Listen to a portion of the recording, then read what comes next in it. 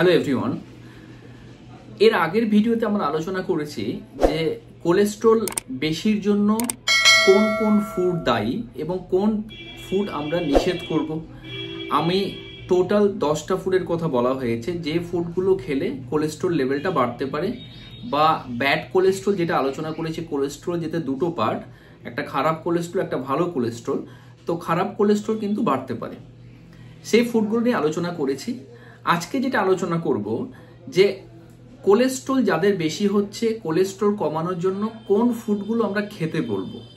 আজকে আমি টোটাল 10টা ফুডের নাম বলবো, 10 রকম ফুডের নাম বলবো যে ফুডগুলো খেলে আমাদের কোলেস্ট্রল যদি বেশি থাকে উইদাউট মেডিসিন সেই কোলেস্ট্রল লেভেলগুলো কিন্তু একটা নর্মাল জায়গায় পৌঁছাবে। কিন্তু যদি দেখা যায় যাদের ক্ষেত্রে অনেক বেশি কোলেস্ট্রল থাকবে, তাদের তো অবশ্যই ডায়েট কন্ট্রোল করতেই হবে। যে ফুডগুলো খাওয়ার কথা বলেছি যে এর আগে খেতে হবে না, সেই ফুডগুলো অবশ্যই মেনটেন করবে। তার সঙ্গে সঙ্গে আজকে যে 10টা ফুডের কথা বলবো, যে ফুডগুলো খেতে বলবো, সেগুলো অবশ্যই মানতে হবে। তার সঙ্গে সঙ্গে অবশ্যই মেডিকেশনের দরকার আছে, মেডিসিনের দরকার আছে। যে কোনো মেডিসিনই খেতে পারেন। আমাদের মেন উদ্দেশ্য থাকবে কোলেস্ট্রল কমানোর জন্য। তার কারণটা হচ্ছে কি, যদি কোলেস্ট্রল বেশি থাকে বা ব্যাড কোলেস্ট্রল বেশি থাকে, আমাদের হার্টের সমস্যা হতে পারে, তার সাথে সাথে স্ট্রোক হতে পারে, তার সাথে সাথে ডায়াবেটিক হতে পারে, তার সাথে সাথে আমাদের আরও কিছু হার্ট অ্যাটাক হতে পারে, আরও কিছু কিডনির প্রবলেমও আসতে পারে। তো ওই জন্যই আমাদের এই জিনিসটা মানতে হবে। আমি doctor M D S Azam, consultant homeopathy physician, BHMS honours, medical officer, Kalichuk 3 rural হাসপাতাল। আজকে যে ফুডগুলোর কথা বলবো, 1 নম্বর যে ফুডটাকে, যে খাবারের কথা বলবো, সকালে ঘুম থেকে উঠে আমরা প্রত্যেকটা পার্সনই কিন্তু আমাদের টিফিনের একটা প্রয়োজন হয়। তো আমরা কিন্তু প্রথম ঘুম থেকে উঠে কিন্তু 90% লোক কিন্তু আমরা চা খাই, যে একটা চা বা কফি কিন্তু আমাদের ম্যাক্সিমাম আমরা খেতে চাই।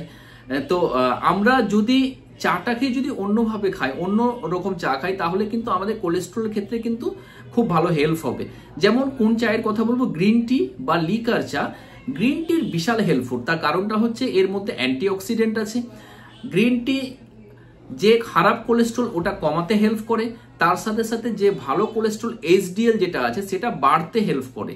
তো এই জন্যই আমরা বলবো যে আপনারা অন্তত ঘুম থেকে উঠে, আমাদের যেটা সকালে আমাদের খালি পেটে আমরা অন্তত অবশ্যই একটা গ্রিন টি আমরা খেতে পারি, বা একটা যাদের ক্ষেত্রে গ্রিন টি অ্যাভেলেবল থাকবে না, আমরা লিকার চাও খেতে পারি। একটু কম চিনি করে লিকার চাও খুব হেল্পফুল। তার কারণ হচ্ছে যে লিকার চায়ের মধ্যে অ্যান্টিঅক্সিডেন্ট আছে, LDL পরিমাণ কমাতে পারে, যেটা খারাপ কোলেস্ট্রল, এবং যেটা ভালো কোলেস্ট্রল সেটা কিন্তু বাড়তে হেল্প করবে।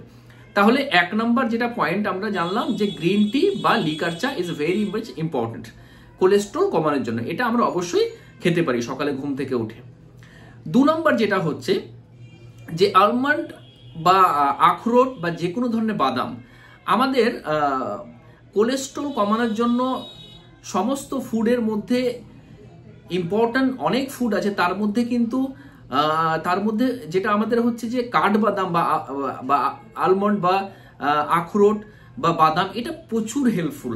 প্রচুর পরিমাণে অক্সিডেন্ট আছে।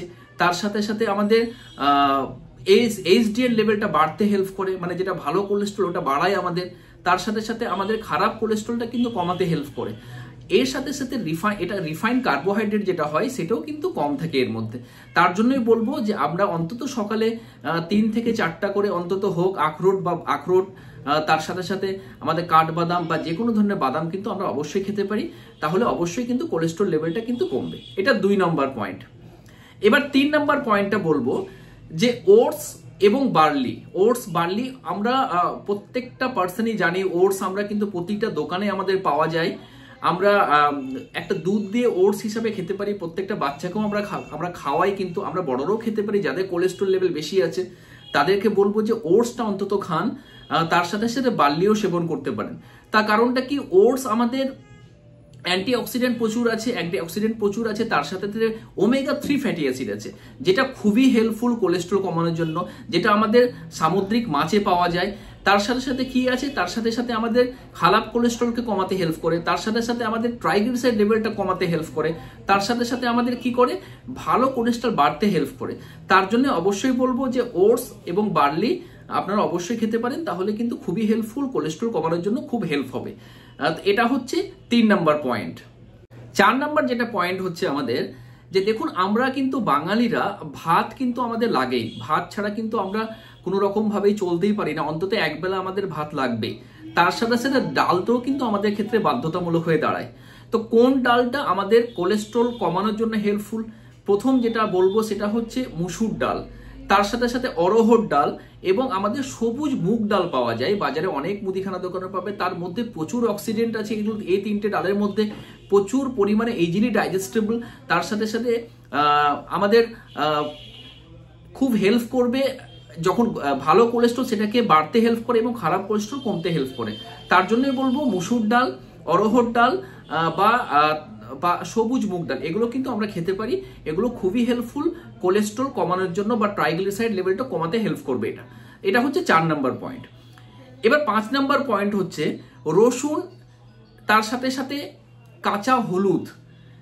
রসুন এবং কাঁচা হলুদ আমরা দেখেছি যে ম্যাক্সিমাম রোগকে প্রিভেন্ট করে। আপনারা দেখবেন আমার অনেক ভিডিও আছে, এর মধ্যে কিডনির প্রবলেম বলুন, পিসিওডি বলুন, তার সাথে সাথে আরো অনেক প্রবলেম, থাইরয়েড প্রবলেম বলুন, প্রচুর সমস্যা যেগুলো আছে, রসুন এবং তার সাথে সাথে কাঁচা হলুদ এমন কোনো রোগ নেই যেটা রোগকে প্রিভেন্ট করে না। আমি আজকে যে কোলেস্ট্রল কমানোর কথা বলছি, এই রোগটার কথাও বলবো। আমরা হলুদ এবং রসুন একটা ইম্পর্টেন্ট বিশাল ইম্পর্টেন্ট কোলেস্ট্রল কমানোর জন্য, তার সাথে সাথে আমাদের খারাপ কোলেস্ট্রল কমানোর জন্য খুব হেল্পফুল। অ্যান্টিঅক্সিডেন্ট প্রচুর আছে, তার সাথে সাথে ভালো কোলেস্ট্রলকে বাড়তে হেল্প করে। তার জন্যই বলবো অন্তত সকালে ঘুম থেকে উঠে একটু কাঁচা হলুদ এবং রসুন অবশ্যই খান যাদের কোলেস্ট্রল লেভেলটা বেশি আছে। দেখবেন অবশ্যই একটা নির্দিষ্ট জায়গাতে কোলেস্ট্রল ঠিক নর্মাল পজিশনে পৌঁছাবে। এটা হচ্ছে 5 নাম্বার পয়েন্ট। 6 নাম্বার পয়েন্ট বলবো ফ্রুটস। ফ্রেশ ফ্রুটস অবশ্যই ইম্পর্টেন্ট, তার সঙ্গে সঙ্গে স্পেশাল কিছু ফ্রুটস আছে যে ফ্রুটসগুলো আমাদের কোলেস্ট্রল লেভেল কমাতে হেল্প করবে, তার সাথে সাথে ফ্যাটি অ্যাসিড লেভেলটা কমিয়ে দেয়। কি কি ফল আছে? আপেল একটা, দ্বিতীয় হচ্ছে বেদানা, 3 নাম্বার হচ্ছে আঙ্গুর এবং তার সাথে সাথে পেয়ারা, এবং তার সাথে সাথে লেবু আমরা খেতে পারি। মৌসুমি বা লেবু খুবই হেল্পফুল কোলেস্ট্রল লেভেলটা কমানো বা এলডিএল লেভেলটা কমিয়ে দেওয়ার জন্য, খারাপ যেটা কোলেস্ট্রল, তার সাথে সাথে ভালো কোলেস্ট্রল লেভেলটাকে বাড়ায়। এর মধ্যে প্রচুর ফাইবার আছে, আমাদের প্রচুর হেল্পফুল থাকবে। অ্যান্টিঅক্সিডেন্ট আছে, তার সাথে সাথে ওমেগা 3 ফ্যাটি অ্যাসিড আছে, তার সাথে সাথে আপনি যদি বলেন যে রিফাইন্ড কার্বোহাইড্রেট কম আছে, তো এগুলো ফ্রুটস যদি আমরা খাই তাহলে কোলেস্ট্রল লেভেলটা ডেফিনেটলি আমাদের কমবে বা এলডিএল লেভেলটা কমবে। অবশ্যই ভালো কোলেস্ট্রলটা কিন্তু বাড়বে। এতে কি হার্ট অ্যাটাক হওয়ার চান্সটা কম থাকবে, স্ট্রোক হওয়ার চান্সটা কম থাকবে, কিডনি প্রবলেম হওয়ার চান্সটা কম থাকবে। এটা হচ্ছে 6 নাম্বার পয়েন্ট। 7 নাম্বার পয়েন্ট হচ্ছে ফ্রেশ ভেজিটেবল। যে কোনো ফ্রেশ ভেজিটেবল আমাদের প্রচুর পরিমাণে হেল্পফুল, অ্যান্টিঅক্সিডেন্ট প্রচুর আছে ফ্রেশ ভেজিটেবলে, তার সাথে সাথে ভালো কোলেস্ট্রল বাড়াতে হেল্প করে, তার সাথে সাথে খারাপ কোলেস্ট্রল কমাতে হেল্প করে। আমরা যদি ফ্রেশ ভেজিটেবল খাই তবুও অনেক হেল্পফুল ইন কেস অফ যাদের কোলেস্ট্রল লেভেলটা বেশি তাদেরকে কমানোর জন্য। এটা 7 নাম্বার পয়েন্ট। এবার 8 নাম্বার পয়েন্ট হচ্ছে আমাদের যেটা আমরা নর্মাল যেটা তেল খাই, তেল বলতে আমরা কি তেল ইউজ করতে পারি, যেটা হচ্ছে অলিভ অয়েল, খাবার যেটা অলিভ অয়েল, এক্সট্রা ভার্জিন যেটা অলিভ অয়েল নামে আমরা জানি। প্রত্যেকটা মুদিখানা দোকানে হোক অনলাইনে হোক সবাই আমরা পাবো। বলতে হবে যে এখন যেহেতু গায়ে মাখো প্রচুর অলিভ অয়েল থাকে শরীরে মাখার জন্য, কিন্তু খাবার যে অলিভ অয়েল সেটা প্রচুর হেল্পফুল। গায়ে মাখাটা আমরা এই জন্য খাবো না, তার মধ্যে প্রচুর কেমিক্যাল থাকে, ওটা অবশ্যই খাবো না আমরা। যেটা এক্সট্রা ভার্জিন অলিভ অয়েল সেটা অবশ্যই আমরা সেবন করতে পারি। তার সাথে সাথে কি, তার সাথে সাথে সানফ্লাওয়ার বা সূর্যমুখী তেল প্রচুর হেল্পফুল কোলেস্ট্রল কমানোর জন্য। আমরা যদি এটা খাই তাহলে এর মধ্যে এলডিএল লেভেলটা কমে, তার সাথে সাথে ভালো কোলেস্ট্রল লেভেলটা বাড়ে এবং খারাপ কোলেস্ট্রলটা কমে, তাহলে অবশ্যই আমরা এটা খেতে পারি। এটা 8 নাম্বার পয়েন্ট। 9 নাম্বার যেটা পয়েন্ট এবার আমরা বলবো, 9 নম্বর পয়েন্টটা হচ্ছে তিসির বীজ এবং মেথির বীজ। আমাদের সমস্ত মুদিখানা দোকানে পাওয়া যায়। এটা কি করে আমরা খাবো? এটা একটু বেটে পাউডারের মতো খেয়ে আমরা সকাল করে যদি খাই, একটু গরম পানিতে মিক্সড করে যদি খাই, তাহলে দেখবেন এটা প্রচুর অ্যান্টিঅক্সিডেন্ট আছে, প্রচুর পরিমাণে ওমেগা 3 ফ্যাটি অ্যাসিড আছে, প্রচুর এলডিএল লেভেলটা যেটা খারাপ কোলেস্ট্রল সেটা কমাতে সাহায্য করে, তার সাথে সাথে ভালো কোলেস্ট্রলকে বাড়তে সাহায্য করে। এতে আমাদের হার্টের প্রবলেম হওয়ার চান্স কম থাকে, স্ট্রোক হওয়ার চান্স কম থাকে, কিডনি প্রবলেম হওয়ার চান্স কম থাকে। তা আমরা অবশ্যই কিন্তু তিসির বীজ এবং তার সাথে সাথে মেথির বীজ কিন্তু আমরা গুঁড়ো করে খেতে পারি প্রতিদিন সকালে। অবশ্যই একটু গরম পানিতে মিক্স করে দেখবেন, খুবই হেল্পফুল হবে। তো এটার জন্য কোলেস্ট্রল লেভেলটা কমতে পারে। এবার ফাইনাল যেটা 10 নম্বর পয়েন্ট, আমরা 10 নম্বর পয়েন্টটা সামুদ্রিক মাছ এবং যেগুলো ছোট মাছ আমাদের পাওয়া যায়, সামুদ্রিক মাছের মধ্যে প্রচুর অ্যান্টিঅক্সিডেন্ট, ওমেগা 3 ফ্যাটি অ্যাসিড যেগুলো আমাদের আছে, প্রত্যেকটা বাজারে আমাদের সামুদ্রিক মাছ পাওয়া যায়। তো এগুলো যদি আমরা খাই তাহলেও কোলেস্ট্রল লেভেলটা কমবে, আর তার সাথে সাথে আমাদের হার্টের প্রবলেম হওয়ার চান্সটা কম থাকবে। তো যে 10টা ফুডের কথা বললাম, এই 10টা ফুড যদি আপনাদের কোলেস্ট্রল লেভেলটা বাড়ে, 10টা ফুড যদি আপনারা খান, দেখবেন উইদাউট মেডিসিনে কোলেস্ট্রল লেভেলটা কিন্তু ওটা নর্মাল জায়গায় পৌঁছাবে। তার সাথে সাথে যদি সিভিয়ার কন্ডিশন থাকে, হার্টের প্রবলেম থাকে, তার সাথে যদি কোলেস্ট্রল লেভেলটা বেশি থাকে, তাহলে অবশ্যই একটা ভালো ডক্টরের সাথে কনসাল্ট করে অবশ্যই মেডিসিন অবশ্যই খেতে হবে। কিন্তু এগুলো ফুড আমরা অবশ্যই খেতে পারি। আজকে আপাতত এটুকুই, নেক্সটে আবার কিছু একটা ভালো ভিডিও নিয়ে আসবো। আপনারা ভালো থাকুন, সুস্থ থাকুন, সবাই মিলে এক্সারসাইজ করুন। এক্সারসাইজ সব থেকে বেস্ট সমস্ত রোগের জন্য।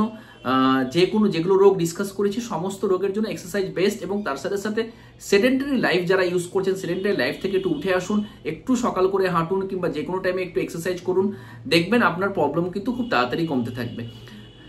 সবাইকে ধন্যবাদ দেখার জন্য, সবাই ভালো থাকুন।